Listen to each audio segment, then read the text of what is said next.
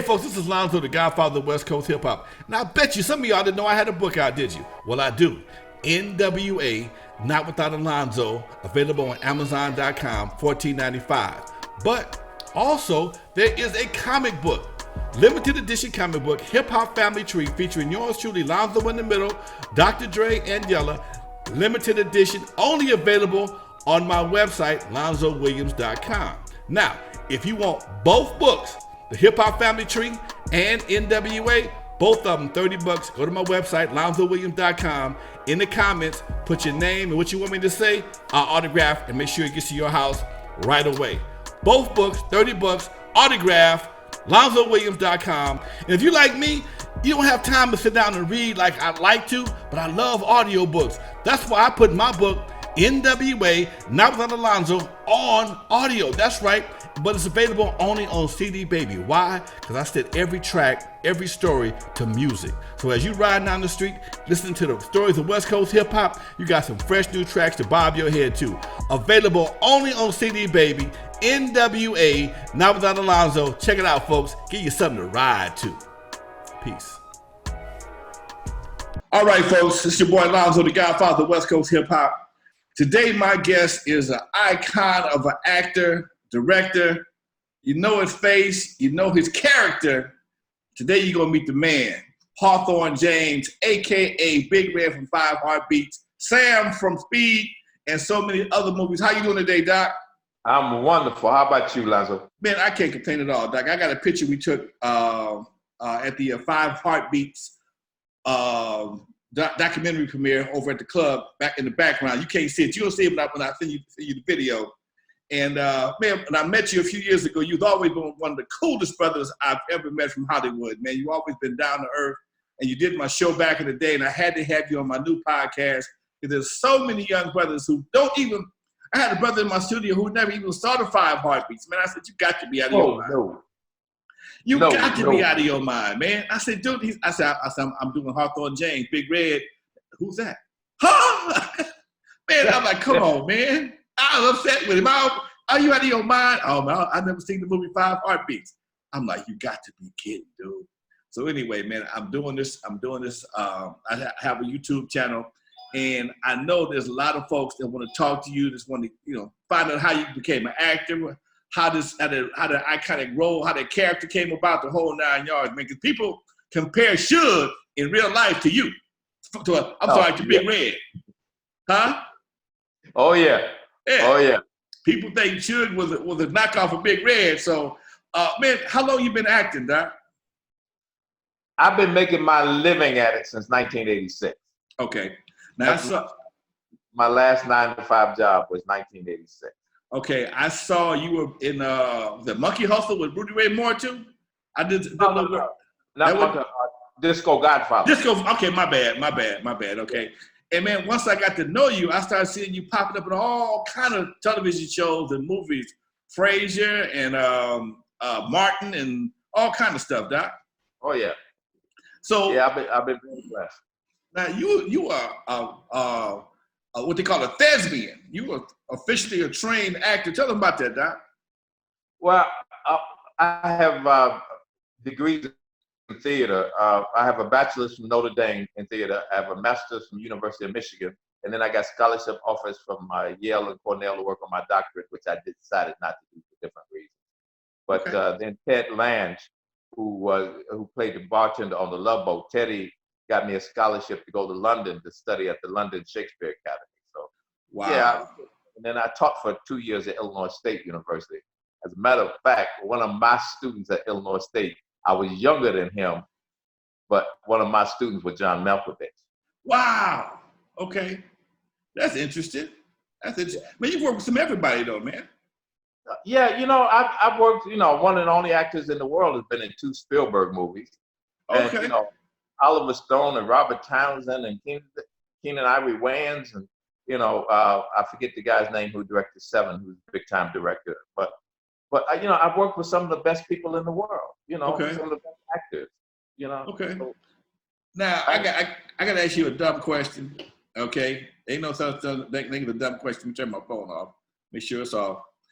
Man, you probably one of the most, two of the probably the most iconic movies you played that I can recall that people might know you for. First was Big Red for Five Heartbeats and Sam the Bus Driver in Speed.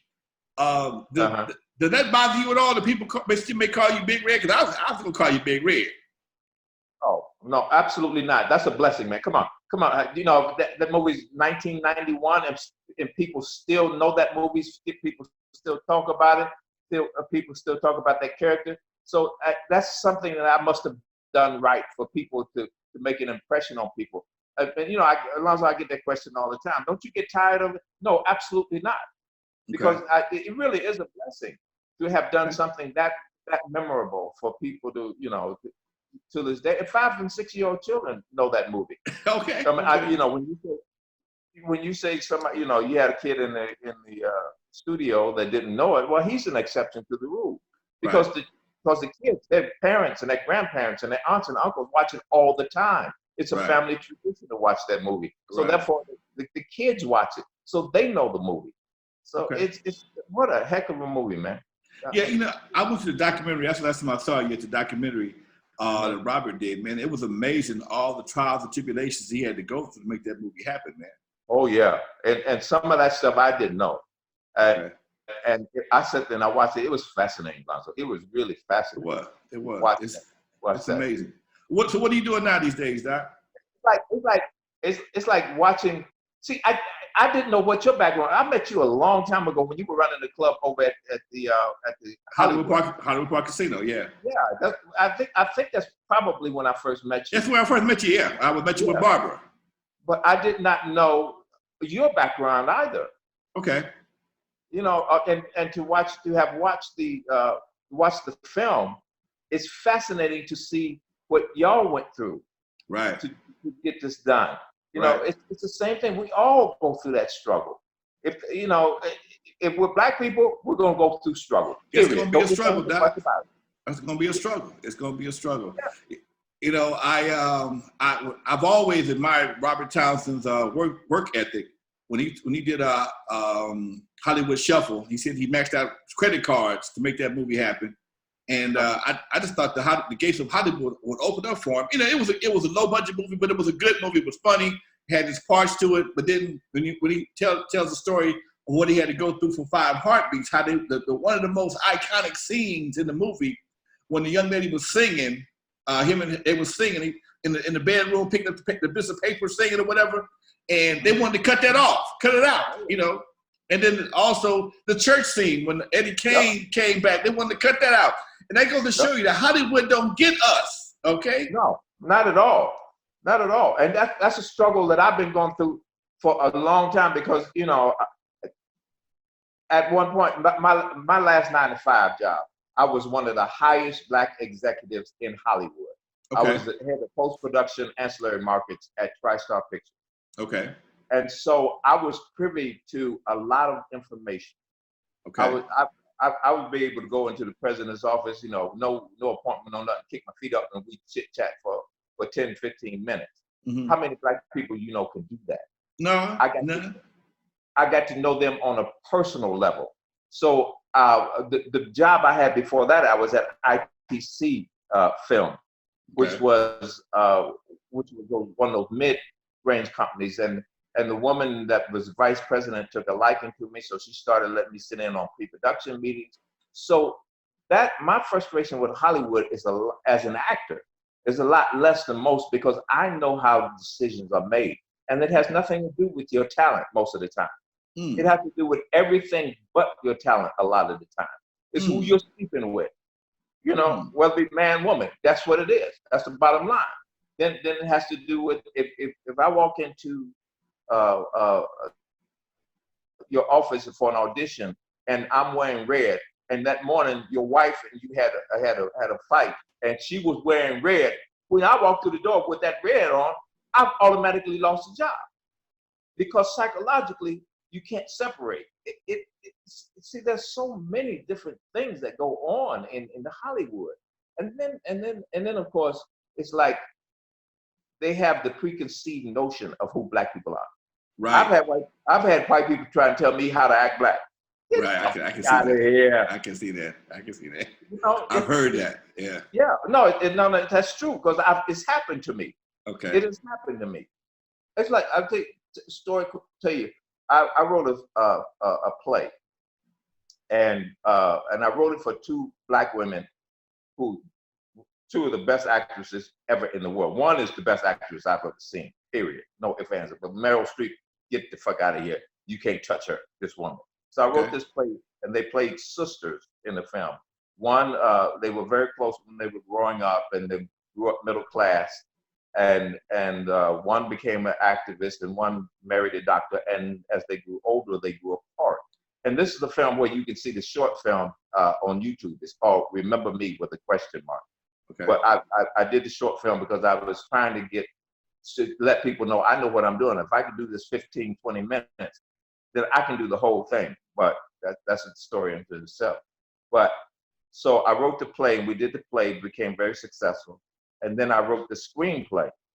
And so when I wrote the screenplay, I sent it off. My agent sent it off, and I got offers of close to $1 million from like Warner Brothers and 20th Century Fox. Okay. But they came back to me. Both of the studios came back to me and said, "Oh, by the way, can the women be white?" I said, "Give my damn shit back," because they couldn't believe that two black women could be middle class, upwardly mobile, ambitious.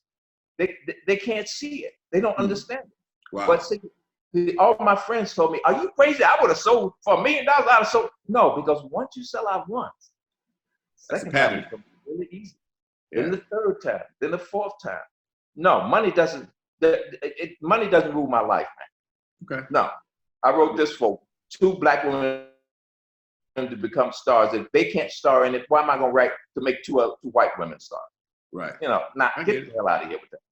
What's your take on this thing with this brother in Georgia getting shot, man? Oh man, come on. Oh man, come on. See, this is over and over and over. Black folks been saying how we've been treated for 400 years, but nobody believes us. Now we got video, right? And it's hard for them to believe it.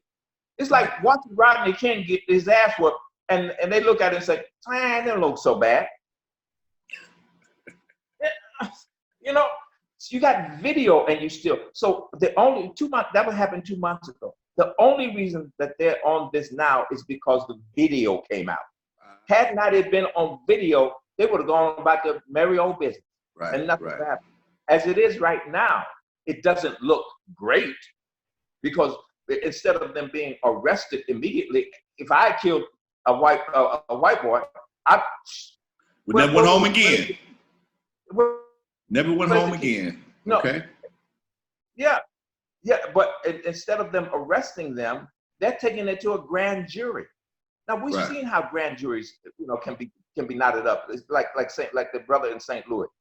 That's a clear-cut violation. That's a clear-cut murder. And yet, when the prosecutor goes in and says, "Well, I'm taking it to y'all. It's up to you. I don't know what to do. I don't see much wrong with this." The grand jury is going to say, "Well, I don't see much wrong with it either." Yeah. As they say, they tell you over and over. The saying is, a grand jury can indict a ham sandwich. Yeah. But not in our case. Right. That ham sandwich comes out to be bologna. Okay. You know what I'm saying? Right. So yeah, it doesn't look good at this point going to a grand jury. Yeah. If they get indicted, the charges will be dropped to, second-degree assault or some shit. Right. So without a license. Yeah, it's the game that they play. We're still being hunted and still being killed with no conscience, with no consequences. Right. It's insane, man. And we sit up here and we take it. And we talk about forgive and forget. Hell to the no. I ain't forgetting your ass, and I certainly ain't forgetting. This got to stop. Doc, it's very old. No, it's 400 years old. Do you walk out into the jungle and the lion attacks you, and you look out and talk about kumbaya, my lord, kumbaya, beat your ass up? You have to take the gun out and shoot the lion to stop this, to stop being killed. We cannot stop turn another cheek. We don't have any more cheeks to turn. You know, animals are animals, and those two guys are part of the animal process. When you can walk into a government building with your guns, and threaten the governor of the state, and the police stand there and smile at you and take pictures with you, but let one brother come up in there with a gun and see what happens. Massacre. You know, but they can take their guns, they can walk down the street with them, and nothing happens. The police look at them because the police are part of the problem. Mm. They're part of them. They're their brothers. Mm.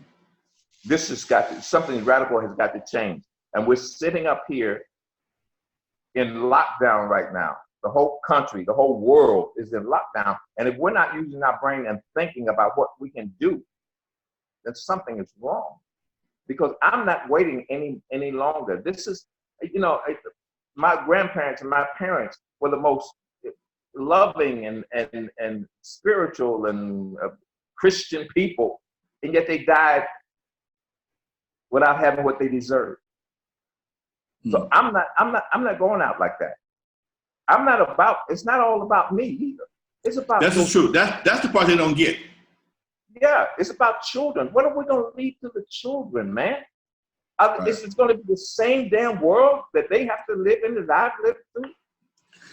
Well, Hawthorne, I got a question for you. How do we get the message to our folks that a stimulus check and it shouldn't be used for a new pair of Jordans? I got some issues. I mean, I mentor guys. I mean, it's amazing. What I find is I do a lot of talking to a lot of youngsters. I work with nonprofits. I do work with all kinds of organizations. I talk to them, and once you talk to them, a lot of them get it. Okay, but ain't enough of us to go around to, hey man, you know what? Why don't you take that $200 and invest it in something that's gonna go up in value, as opposed to give you some little shine for the next couple of weeks, and once they get old, they just gonna be something you're gonna kick into the closet till the next pair come out. But you know, it's just amazing, man, that, you know, it's hard to rise, have any financial success when the balloon of success has holes in it. Okay, you know, it's like, you know, as you trying to build, you blowing the balloon up, but you can't keep no air in it because you got holes in it. It's the same thing with economics. If you spend more money than you make, you'll never have none. Right. We'll never talk the value of money. I mean, I got a thing with rappers and ball players who just go to the club and drop $10,000, $20,000, see who can spend the most money in a strip club, which I just can't. Right. I can't understand it. Then you see some of these guys 5, 6, 7, 10 years in the league, and they're at McDonald's or washing cars because they just spent all their money doing dumb stuff. Okay, right. So when it comes to economics and then self-preservation, as just people in general, me and my sister just had a conversation a minute ago. We're talking about how so many brothers. Well, I live in the hood, and she was told by somebody that they got another 100 days of shooting and killing going on in the community, black on black. Now, who does that to their own people, and why is that something that we allow to happen? I can't understand this. If the Klan, I ain't gonna say that, if somebody else had 100 days of black folks, we'd all band together and we would go against them. But because it's us, we hide in the house like it's the coronavirus. Oh man.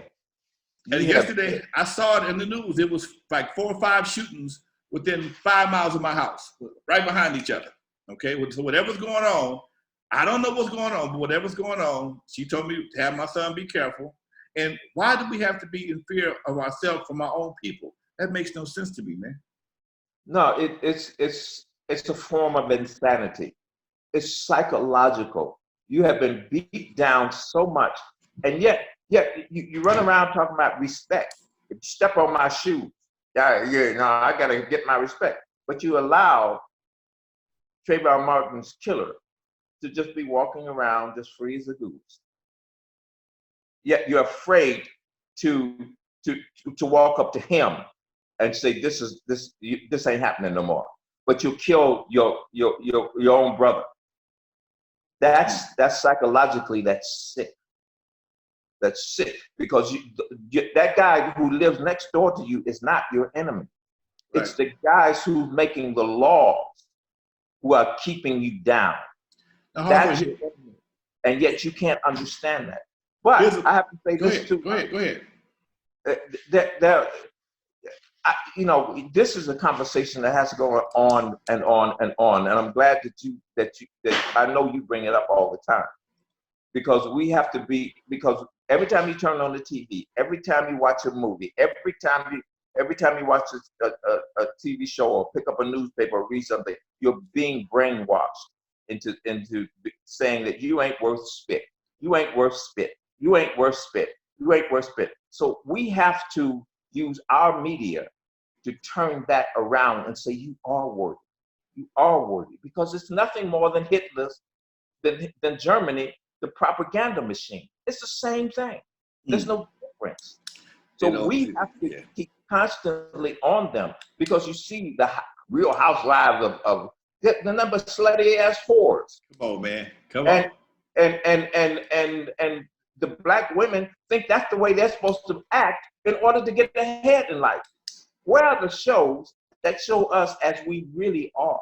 Right. See, we never get to see the deacons of defense. We never get to see those black men in Chicago who are lining the streets to make sure that those kids get to school safely. They don't show us that. I never heard of them before. Yeah. There are guys in Chicago who line the streets to make sure that kids get to school safe. But you never see that. I have never heard of them before. Now? Yes, in Chicago. Deacons of defense. Well, Deacons of Defense is a different thing. Deacons of Defense was black men who were protecting their own neighborhoods in the 50s, 60s. Okay. They were called, look them up, Deacons of Defense. Okay. And there was an organization, and they were bodyguards to like Martin Luther King and other people. But there are black people who are doing the right things, but we don't get to see those. All we get to see is the women who line up 10 deep when in Georgia, in Atlanta, when they lift the quarantine and right, line up to get their hair and nails done. Right. They ain't going nowhere. Are you out of your damn mind? And then you go right back to the same Asian people that are spitting on you. Mm. And you line up to get your hair and nails done. That's sick. That's sick. That has got to stop. And we have to start talking about it and keep talking about it and keep talking about it. I tell athletes sometimes, young kids who are going to pros, I say, look, don't buy your mama a house. Don't buy yourself the Bentley. Buy a duplex. Put your mama in on one side of the duplex. Rent the other side out. Let your mother start earning money. Let her start learning how to manage property. Then next year you buy a fourplex. Your mama manages the fourplex, or your daddy manages the fourplex. Then you have a Toyota. Who cares what it looks like? Who are you trying to fool? Then the next year you buy an eightplex, and next thing you know, you can buy the Bentley 20 years from now after you out of the league, because you actually have money. Right. Do you see Warren Buffett? Do you see Warren Buffett running around with Louis Vuitton? Nope. No. Nope. Warren Buffett has the same house he's had for 40 years. Some little dinky little house. He doesn't buy designer clothes. So why? I don't single out LeBron, because LeBron does a lot of good stuff. But any athlete, LeBron and what some of the quarterbacks for the league and stuff run around with all these, $5,000 suits on and stuff. That's ridiculous. Right. If you're gonna have a $5,000 suit, start your own clothing line. That's why, sometimes LeVar Ball's daddy gets on my nerves, but I sure do appreciate it. Why is that, Doc? Because of the fact that he's not going to Nike and making Nike rich. Right. He's trying to start his kids have their own shoe line, their own shoe company. Right. He's pushing that into business. Yeah, he does things, it grates on you a little bit, but forget all that nonsense. All that aside, Okay. The man is smart. And he's doing for his kids and not allowing other people to tell him what to do and how to do it. Okay. Sometimes I think he goes overboard. Yeah, Overboard, okay. yes. I agree. But how are you going to fight the man when he wants the best for his kids? When he wants his kids to be on the same team? What's wrong with that? Right. You know, but that's not what they want. They don't want black folks thinking about how to own something, as opposed to Michael Jordan making Nike billions. And he's a multi-millionaire. He may be close to a billionaire, but the owner of Nike is 1,000 billionaire. Right. You know? Right. We have to start thinking like that.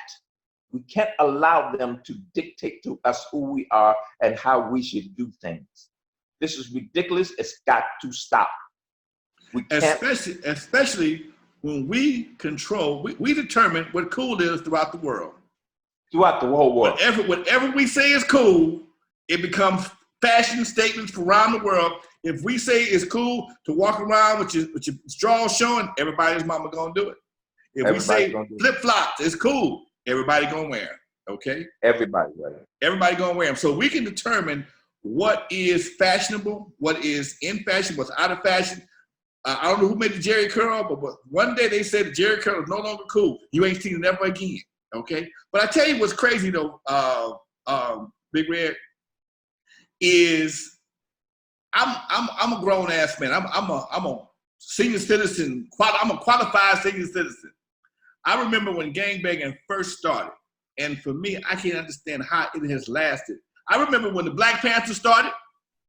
Mm-hmm. I remember when they were met their demise. I remember when the gangbanging started, the Crips and Bloods. I grew up in Compton, so I remember when the Bloods and the Piru Boys started off, and the whole Crip thing. But it's amazing how the Black Panthers had maybe an 8 to 9 year run, and the feds was on them the whole time. But the Crips and Bloods have been gangbanging has been allowed to flourish for over 50 years. And there you have it. That's exactly what you said. Allowed. See, every time, and every time black people get together and start doing something, the FBI will jump right on that, and Black Lives Matter, whether it be Black Lives Matter, whether it be Panthers, they will send their spooks in there and tear the organization apart, because that's a threat. Because black people are starting to get together every time. We cannot allow us to have a Martin Luther King again. We can't do it, because what happens is, once you kill the head off of that organization, they haven't groomed anybody to come behind them.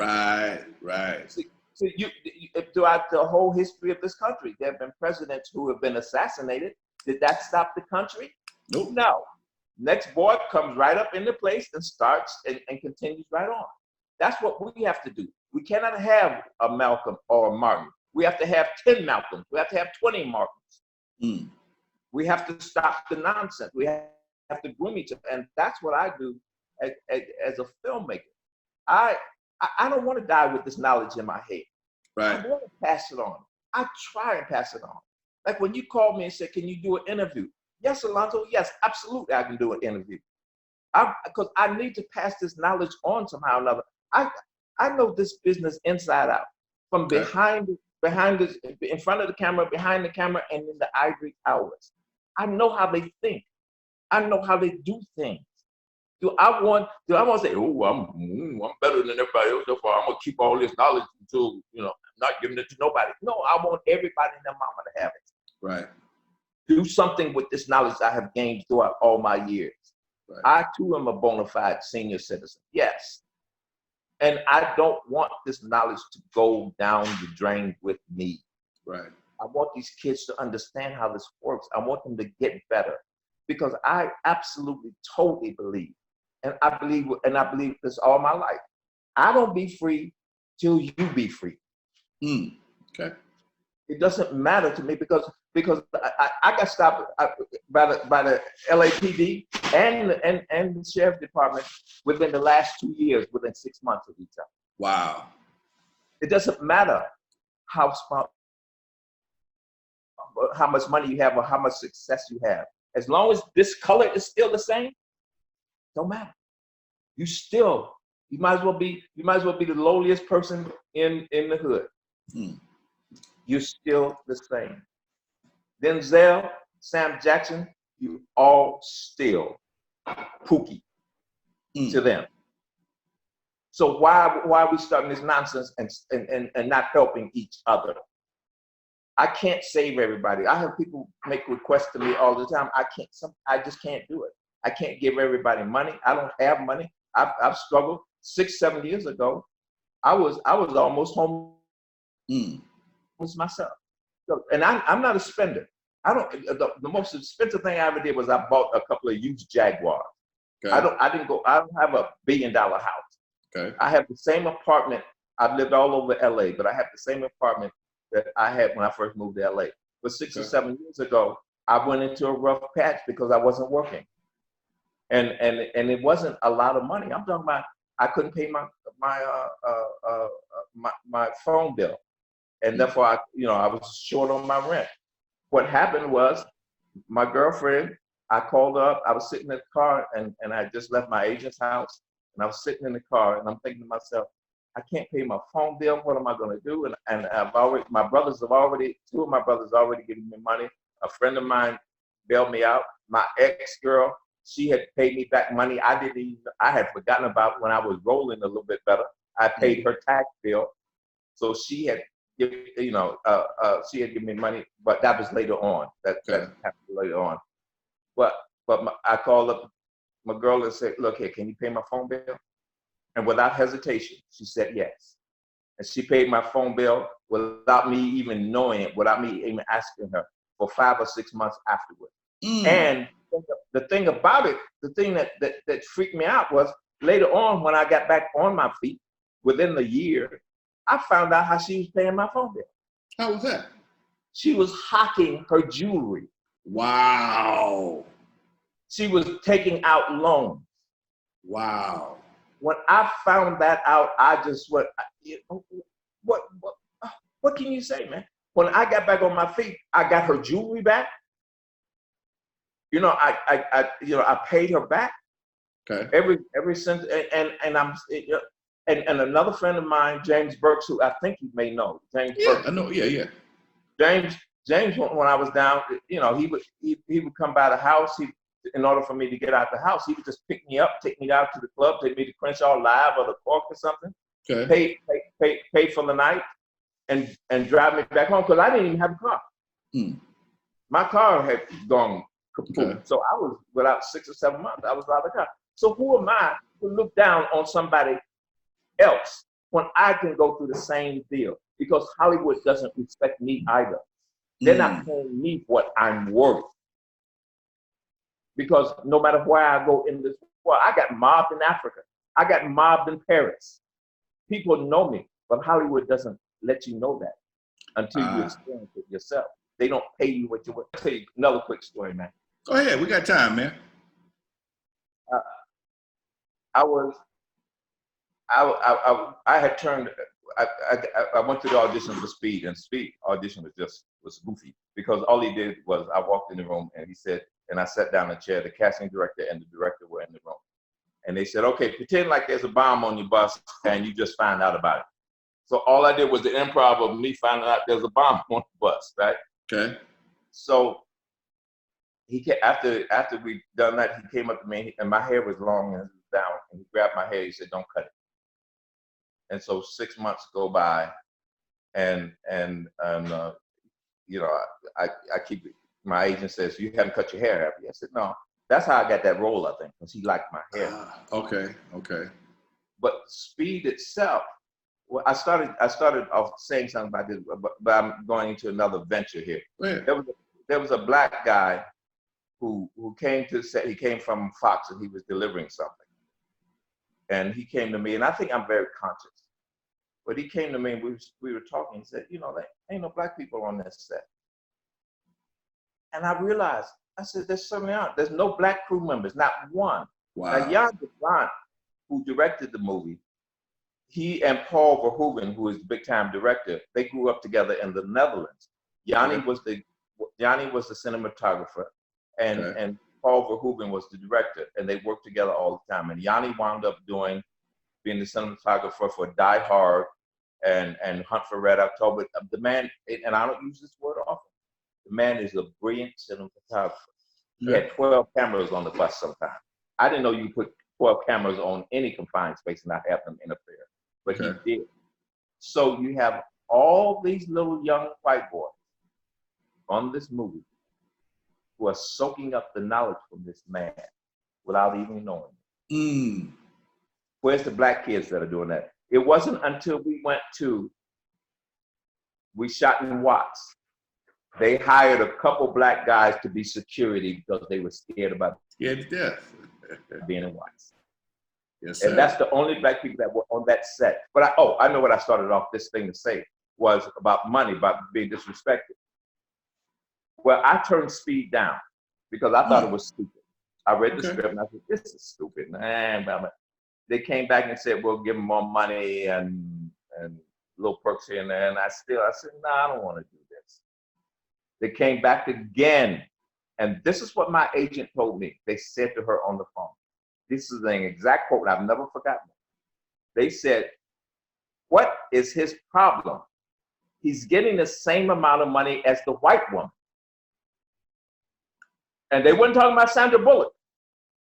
They were talking about one of the white women on the bus. One of with a couple lines. So in other words, they expect the black man to be happy getting the same amount of money as they give a white woman. You see what I'm saying? I get you. That's how much disrespect they have for black men and black people in general. Be happy. You're getting the same amount of money as a white woman. And you thought I was going to, you see, somebody else would have said, yeah. Me, No, my brain, I use my brain too much not to understand what they're saying to me. You ain't worth shit to us. So take this money and go on about your business. As it turned out, I'm extremely grateful that I finally was in that film because there are other things I've turned down. It's like my very first union movie. I didn't want to be in The Color Purple, and I'm very fortunate to have been in that film because. Now, what part you play in The Color Purple? I was in the juke joint harassing Shira. Okay. I got that because I was doing an acting competition that Ted Lange was sponsoring. Okay. And I won the competition. And Reuben Cannon, who is the casting director, who wound up working with what's his name in Atlanta? Tyler Perry. Tyler Perry. Reuben wound up working with Tyler Perry in Atlanta. They're no longer working together, but Reuben was the judge at the finals, and he called me in. Well, I was still at TriStar at the time.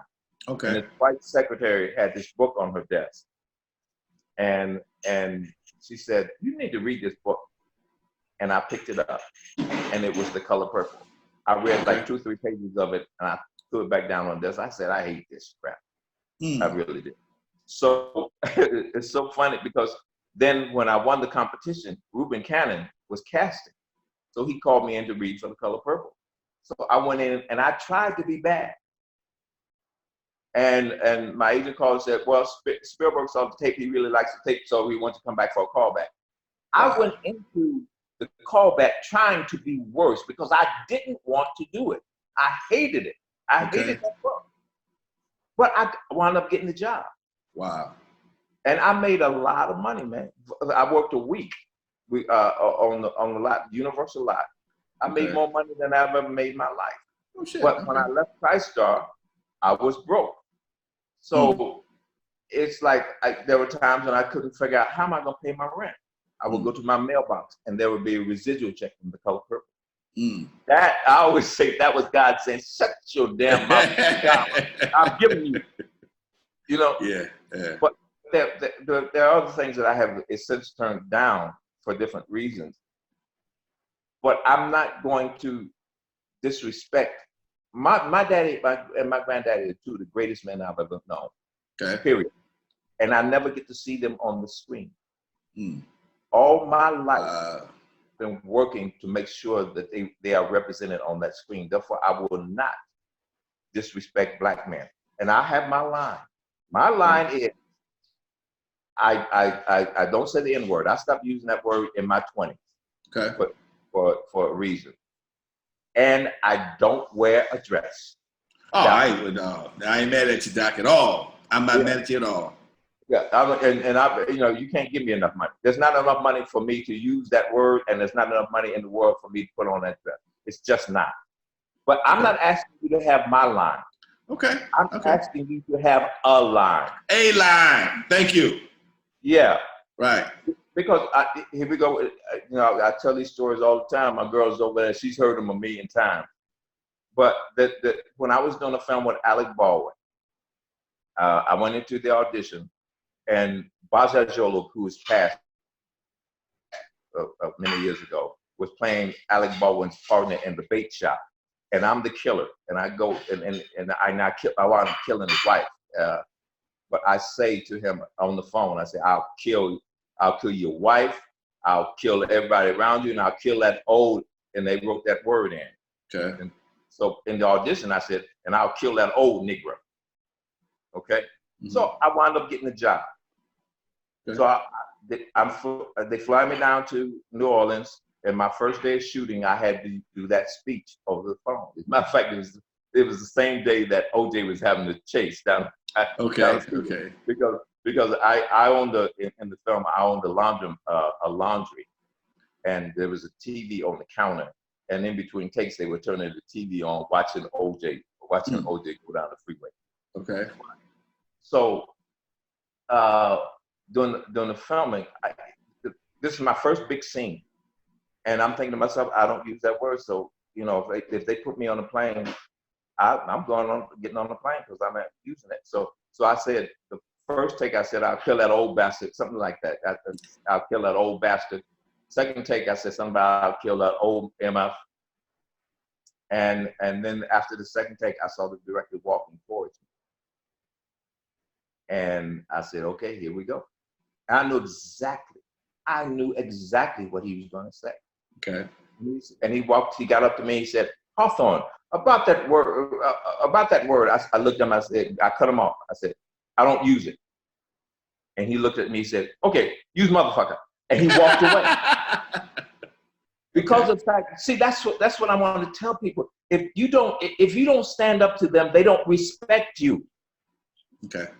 If you do anything that to please them, if you do anything with no respect, they're going to ask you to do more and more and more, because they know they don't take crap from nobody. And if you don't stand up for yourself, they have no respect for you at all. True. Now you have to suffer the consequences of that. You have to understand the consequences of it. But far as I'm concerned, I'll take those consequences, because down the line, 40, 50 years from now, hopefully it'll make a whole hell of a lot of difference. I can respect that, Doc. I can totally respect that. I catch a lot of flack myself, man. I guess you got a good idea about my history. N.W.A. was founded in my living room. And when that movie Straight Outta Compton came out, they portrayed me as being this anti-rap, rap-hating guy. And it wasn't, I hated rap. I love rap. I was one of the, big fan of it, still did, wrote songs the whole 9 yards. But when they came to me and told me that they were going to name the group Niggas with Attitudes, being a kid from the 60s, growing up in the 60s, knowing what that word meant to so many people, that was my conflict with their name. It wasn't the music, because if you knew like I did, the first few songs were nowhere near After Police, okay? But the name Niggas with Attitude, that's why they came up with the initials N.W.A. I'm like, how y'all gonna get away with that shit? Okay, and that was what my conflict was. Okay, but because Hollywood is Hollywood, they couldn't make that the conflict. They made it me not liking the music, and I spend on my YouTube channel, I get more and more comments, man. People, oh man, you hated rap music, and it's amazing how people's minds can get infected with bullshit just because you do have a line. Okay, you got a line. Okay. I mean, I did this. Okay, fine. You would have did that. You wouldn't be me either. It is what it is. Yeah, and see, Alonzo, that's the problem. We don't carry our own narrative. Right. They and that's how that people think that don't understand what you were talking about because of the fact that some white man wrote the script, some white man directed it. Oh, I don't know if he directed it. I don't know, but they control it. It's like my problem with Black Panther. People, black folks were all, yeah, go on, rah, rah, rah, rah, rah. See, I have a different take on that. What's your take on Black Panther, man? Number one, see, I got through 10 minutes of it. Okay. And I found out that I had been told that at the end, the white man comes in and saves the day. I got a problem with that because that's always happens anyway. Okay. But 10 minutes is called the Black Panther, and yet the black women were the strong one in the first 10 minutes of the movie. Okay. So that's as far as I could get. I can't do it because I know where this is going. But remind me to talk about Dolomite too. My name is Dolomite. Okay. But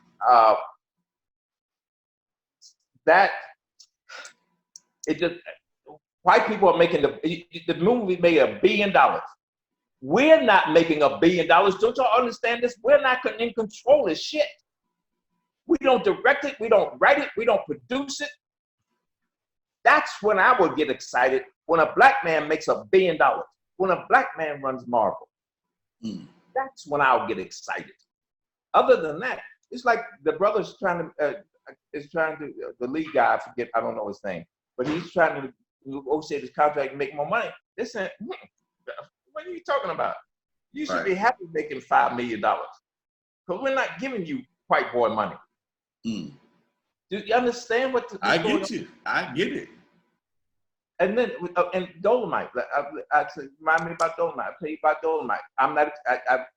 It just pissed me the fuck off because Glenn Turman, and these are things now that I'm starting to say. I feel like you're pulling stuff out of me, but I have to say these things. Go for it. Glenn Turman called me up and said, I got a meeting with 2 white guys who are writing a movie about Rudy Ray Moore. Would you come with me to this meeting, this lunch meeting? Because you know more about Rudy than I do. Okay. So I said, sure. And I don't know Glenn that well. I see Glenn once every 5 years. And he's a really nice guy, and I always appreciated his work. He's one of the big influences of my life. So when he called me and asked me to go to a meeting with him, I was like, hell yeah. I was floating on cloud 9. So we go to the meeting and we talk to these 2 white guys, and I tell them everything I know about Rudy because I did my first movie with Rudy, Disco Godfather. I made $50 a day. Wow. And I was the lead bad guy with Stingray. And I think I worked 2 or maybe 3 days. And man, I $50 a day, that's more money than I ever made in my life. Okay. In a day.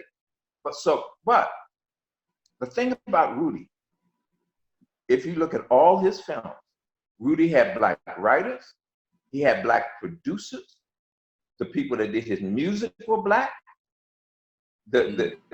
Everything around Rudy, the wardrobe people, everything around Rudy was all black. Everyone, every bit of it. Rudy gave people jobs. They gave them opportunities to be that producer, to be that director. You understand what I'm saying? Right. So now, cut to 2019, 2018, whenever the movie's being produced. There's no black writer. There's no black director. There's not a black the guy who wrote the music is not black. There's no black producers. And you're making a movie about Rudy Ray Moore, and everybody that's making money is white. Something's wrong with that. Okay. We don't control our own narrative. That's true. That's very true. And that has to stop. We have to control our narrative because we know who we are. I can't have a white boy telling me how to act black anymore. That's nonsense. I get it. And until we stand up and say no, we're always going to get the short end of the stick. They're always going to be able to walk up and hunt you down on a country road and just shoot you and get away with it. And this is why I got you on my show today. This is why I wanted to have you on my show today.